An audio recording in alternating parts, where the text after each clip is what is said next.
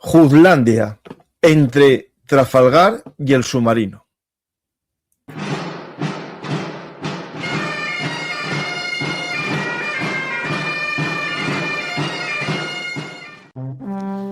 Armas, batallas y hombres que cambiaron el curso de la historia. Esto y mucho más en Bellum Artis Historia Militar. Hola a todos, bienvenidos a Bellum Artis Historia Militar. Hoy vamos a hablar de estrategia, de poder naval y de guerra industrial en los mares de la Primera Guerra Mundial. ¿Qué mejor que la gran batalla de la Gran Guerra, que es la batalla de Jutlandia? Hoy contamos con la ayuda de un amigo del canal, Roberto Muñoz. Hola Roberto, ¿qué tal? Buenas tardes, Paco. Muchísimas gracias por invitarme. Pues encantado de volver a hablar contigo sobre historia, en este caso de lucha de gigantes, la historia naval de la Primera Guerra Mundial. Ya hablamos del tema, pero hoy vamos a profundizar no en los sumergibles submarinos, el debate eterno, sino en la gran batalla, digamos, clásica de lo que se esperaba que iban a ser las batallas de la Primera Guerra Mundial, ¿no? Casi efectivamente. Barcos de línea, casi, como las guerras de barcos de línea, sí, barcos de línea, porque formaban una línea. Pues aquí tenemos el libro, Lucha de Gigantes, y hoy vamos a hablar de Jutlandia, ¿no? Efectivamente, vas a hablar de la gran batalla de acorazados de la historia. Pues aquí tenéis el PowerPoint, lo vas manejando tú en las flechitas que te aparecen ahí. Aquí, perfecto, ya las veo. Vale, bueno, buenas tardes, noches a todos. Vamos a explicar hoy la gran batalla de acorazados de la Primera Guerra Mundial, una batalla que transcurridos 110 años sigue siendo objeto de debate en la historiografía fundamentalmente anglosajona, la historiografía británica. Entre otras cosas, porque de haber perdido los alemanes la guerra, la flota, es probable que hubiera sido muy difícil que iniciasen posteriormente la gran ofensiva submarina, porque los británicos podían haber colocado patrullas cerca de las bases alemanas para interceptar a los submarinos sin que los alemanes pudieran hacer nada, porque hubieran perdido sus buques de línea, sus cruceros de batalla, para poder arremeter contra esas flotillas. Evidentemente, nunca se produjo esa derrota de la flota alemana. La derrota de la flota británica era literalmente imposible. Vaya por delante que esa idea de que Jellicoe, que decía Churchill, podía perder la guerra en una tarde, era el único hombre que podía perder la guerra en una tarde, la hubiera perdido única y exclusivamente si se hubiera metido en un campo de minas gigantesco y hubiera perdido la buena parte de sus acorazados. En un combate con los alemanes no podía perder bajo ningún concepto esa flota porque era inmensamente superior, como veremos, a la del Kaiser.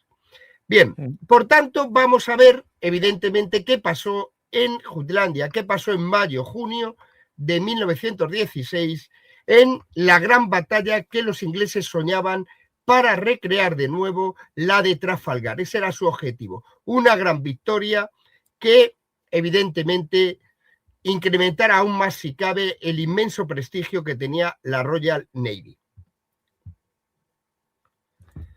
¿De qué partimos? Para entenderlo hay que partir de la situación que existía en el conflicto en 1916.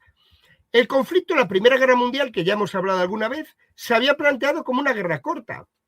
Sigue siendo para mí muy difícil, y ahora hablaremos de entender por qué los alemanes hicieron una gran flota cuando planteaban el conflicto como una guerra corta. Pero bueno, fue un sumidero de recursos que evidentemente si se hubieran empleado en el campo, en el ejército de tierra, a lo mejor la historia hubiera sido diferente. Evidentemente, una vez que fracasa el plan Schlieffen y que la guerra de movimiento se convierte en una guerra de trincheras, como ya el poder naval adquiere un papel en la guerra que inicialmente no tenía. ¿Qué ocurría? Pues que evidentemente ese papel naval, ese poder naval, podía manifestarse de tres maneras. La primera era la clásica, una batalla entre flotas. una batalla decisiva que acabara con el enemigo como había ocurrido en Trafalgar.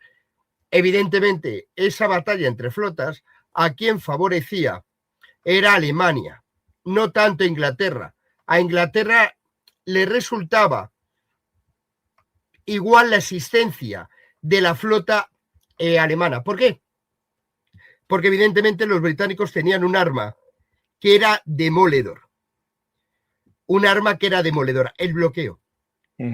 Los alemanes habían pensado desde el primer momento, bastante ingenuamente y evidentemente demostrando muy poco conocimiento estratégico, que los británicos harían un bloqueo naval sobre las costas alemanas con toda su flota, lo que permitiría a los marinos del Reich atacar a los grupos y debilitar el potencial de la Royal Navy. Los británicos no cayeron en esa trampa. El bloqueo lo organizaron entre las costas de Escocia y la península de Escandinavia.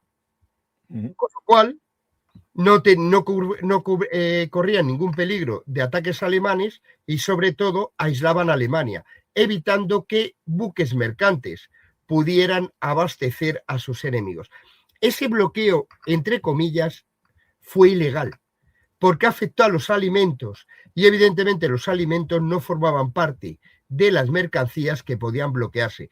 Pero los británicos argumentaron que esos alimentos podían emplearse para abastecer al ejército.